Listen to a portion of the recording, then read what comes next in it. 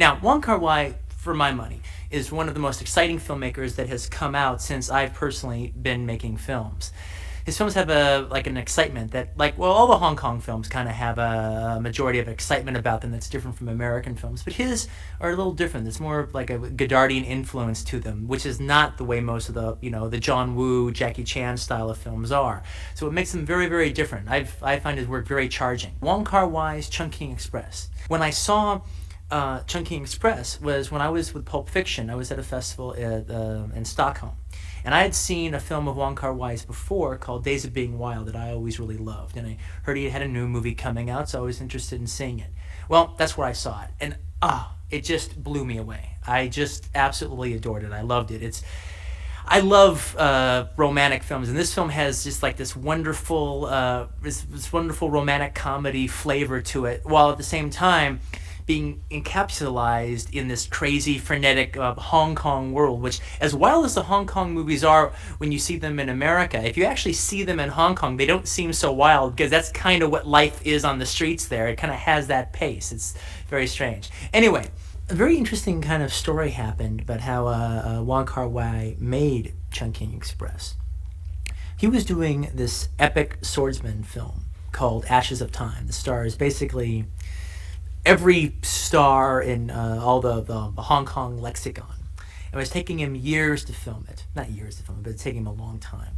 And what happened is, he's doing this big epic, it's taking forever, and then he starts editing it, and editing it's taking him forever, and then it's just going on and on and on, and finally, he says, I can't see anything anymore. All I see is this big epic film I'm doing, and to kind of shake away the cobwebs, all right, he came up with an idea for Chungking Express, what we basically saw. All right, he said, let me just do this real quick kind of down and dirty movie that I can just kind of knock out and just kind of feel like push-ups more or less. Do that, and then I'll go back and be able to do my epic again. Well, that's exactly what he did. He got together, they shot Chungking Express fairly quickly, and just zapped it out and had a good time editing it, and all of a sudden, as opposed to this big epic he was doing, he did more of a fun, cool, quick rock and roll style film, and then that's exactly and it worked out just the way he wanted it to. When it was finished, he went right back to doing Ashes of Time, his epic, with a whole renewed energy, that making Chungking Express gave him. And both films actually came out in Hong Kong around the same time. So it was literally just kind of a way to jumpstart his own stalledness, and you can see that in the film. The film has this kind of go for it, jumpy energy, that is exactly what he needed at the time. Now, some of the gals in this movie, let me give you some info on them. Bridget Lin, who was the woman with the blonde wig in the film, she is more or less considered the Greta Garbo of Hong Kong, and she deserves that title perfectly. She's one of the most charismatic stars, I think, in the world. And she kind of has that, she doesn't look like Garbo, but she has that wonderfully statuesque face.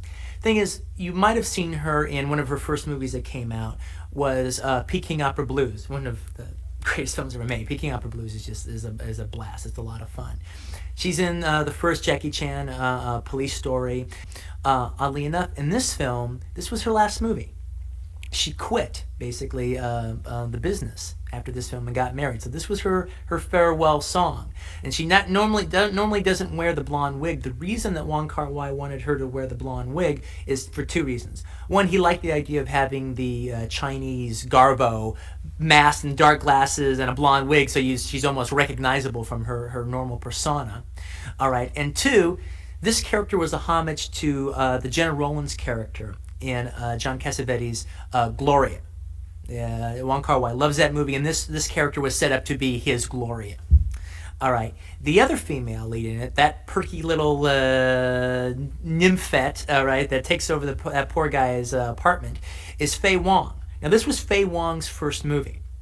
Faye Wong, though, is the single most popular rock star, all right, in Hong Kong right now. She's a huge smash recording artist, and this was her first movie, and she's known as the Madonna of Mandarin, and and this was her first feature, and she just like stole everybody's heart. She won Best Actress at the Hong Kong Film Awards. She's great.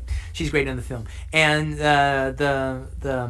the Chinese version of the Cranberry song that you hear in the film is actually sung by Fei Wong.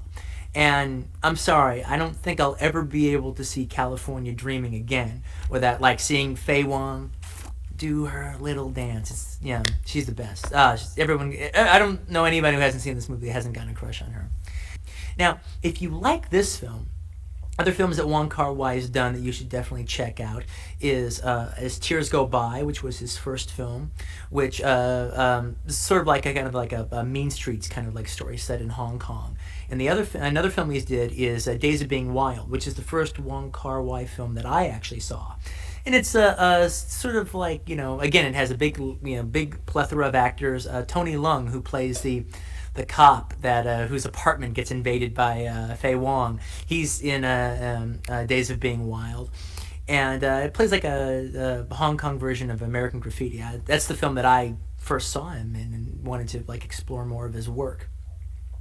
All right. He also did Ashes of Time, which is available, and the film that he did after Chungking Express, basically at this moment, his newest movie is a film called Fallen Angels, which again has a lineage to Chungking Express insofar as originally Chungking Express, like Pulp Fiction, was going to be comprised of 3 stories, but he ended up just liking the 2 that he had, and that ended up being story enough.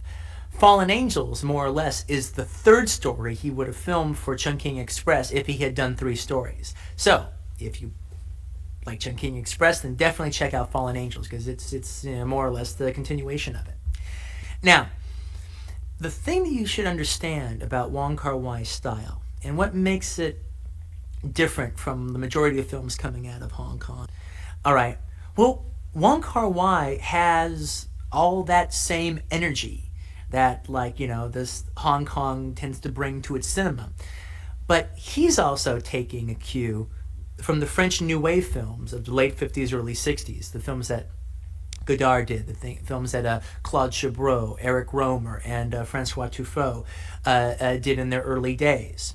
All right, in particularly, Godard is his man. The film, his style, his kind of sense of fun, is what he brings to the film, and it's so. I gotta tell you, it's just very different in looking at Asian cinema to see the mix of French New Wave inside of that. Well, that in its own way is pretty much the style that Wong Kar-wai has brought to Hong Kong films.